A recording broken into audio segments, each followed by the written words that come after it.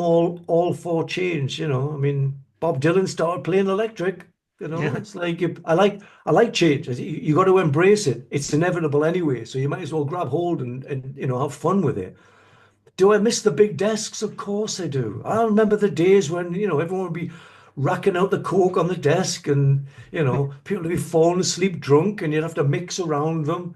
I remember when you'd be doing a final mix and everybody would be on the board. The guitar player would be controlling the solo. You'd be basically playing the song in the mixing process, and then finally someone would be in charge of the fade out.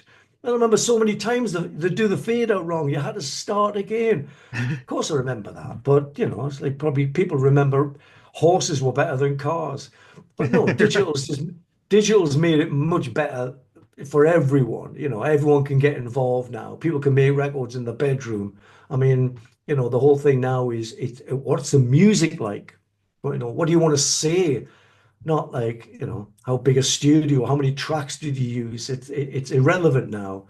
But yeah, I'm from an old school background. I miss analog. I used to be I miss being impressed by people. Because computers do a lot of the work now. You push something in, you can see that the guy just knows the right plugin to use, but it's not real time honed skill like cutting a tape, editing on tape. I used to watch these guys taking my album and slicing it with a razor blade, and these guys are invariably drunk and pretty high, and they'd be splicing it and then putting together, and it was seamless.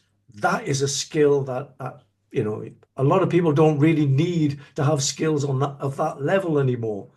But again, for me, it's always been about the music. So how you record it. In a few years' time, I might be able to just go from my head to your ears, and that'll be cool. How's Right. the song?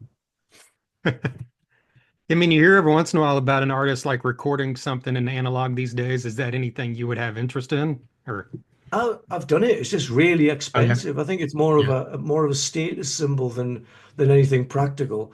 yeah. I hear about a lot of people spending a fortune on doing it on analog. It seems people spend a fortune on making a film on Super 8 or 16 mil to give it a look. It's still a shitty film though. And then someone makes Blair Witch on a fucking potato, and it's amazing. So, again, it's all about the content. But, if you're a rich guy and you want to tell everyone, hey, we went old school on this one. Yeah, yeah, for 500,000, you can record your album on fucking analog. Good luck in finding a Neve desk